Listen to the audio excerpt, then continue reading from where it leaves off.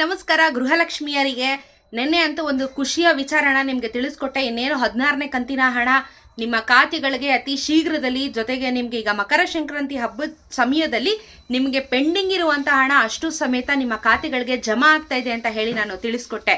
ಇದರ ಜೊತೆಗೆ ಈಗ ಬಿಕ್ಕಿರುವಂಥವ್ರದೆಲ್ಲ ಹಣ ಯಾವಾಗ ಬರುತ್ತೆ, ಯಾಕೆ ಬಂದಿಲ್ಲ ಅಂತ ಹೇಳಿ, ಜೊತೆಗೆ ಇಂಪಾರ್ಟೆಂಟ್ ಆಗಿರುವಂಥ ಒಂದು ಸಂಗತಿ ಬಗ್ಗೆ ಈ ವಿಡಿಯೋದಲ್ಲಿ ನಾನು ಹೇಳಲೇಬೇಕು.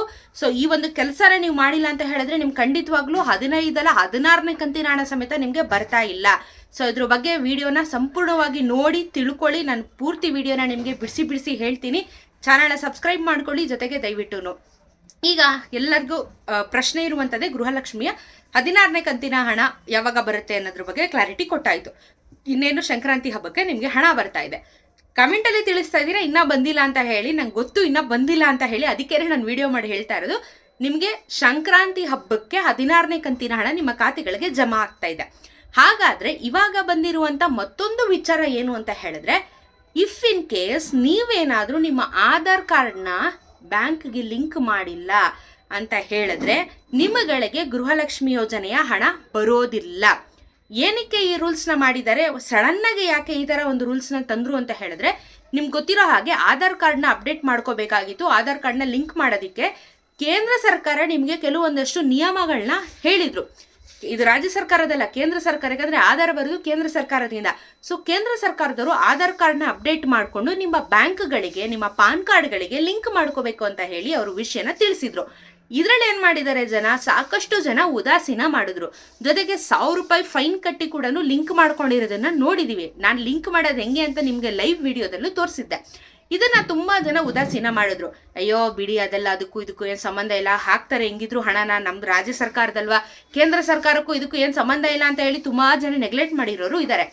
ಬಟ್ ಅಂಥವ್ರು ಯಾರೆಲ್ಲ ನೆಗ್ಲೆಕ್ಟ್ ಮಾಡಿದ್ದೀರಾ ಅಂಥವ್ರಿಗೆ ಇವಾಗ ಹೊಡೆತ ಖಂಡಿತವಾಗ್ಲೂ ಬೀಳ್ತಾ ಇದೆ.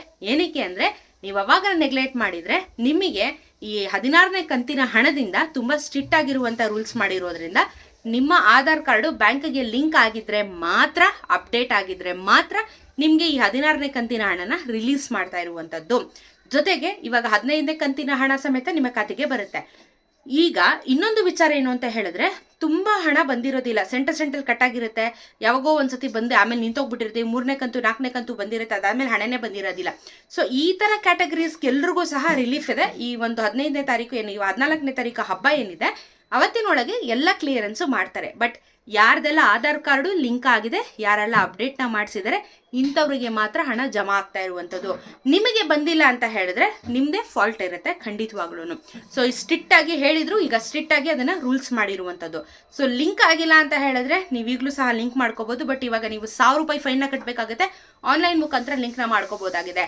ಉದಾಸೀನ ಮಾಡಿದ್ರೆ ಇವಾಗ ನಿಮ್ಮ ಜೇಬಿಗೆ ಮತ್ತೊಮ್ಮೆ ಕತ್ರಿ ಬೀಳುತ್ತೆ. ಈಗ ಬರುವಂಥ 2000ದಲ್ಲಿ 1000 ಫೈನ್ ಕಟ್ಟಿ ಲಿಂಕ್ನ ಮಾಡಬೇಕಾಗಿರೋ ಪರಿಸ್ಥಿತಿ ಕೂಡ ಬಂದಿರುವಂಥದ್ದು.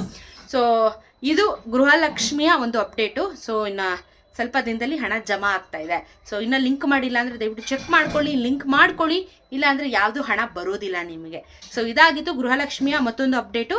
ಈ ವಿಡಿಯೋನ ಆದಷ್ಟು ಜನರಿಗೆ ಶೇರ್ ಮಾಡಿ. ಇನ್ನೇನು ಹಬ್ಬಕ್ಕೆ ಹಣ ಜಮಾ ಆಗ್ತಾ ಇದೆ ಅಂತ ಹೇಳಿ ಅವ್ರಿಗೂ ಸಹ ತಿಳಿಸಿ. ಸಿಗೋಣ ಮತ್ತೊಂದು ವಿಡಿಯೋನಿಗೆ. ನಮಸ್ಕಾರ.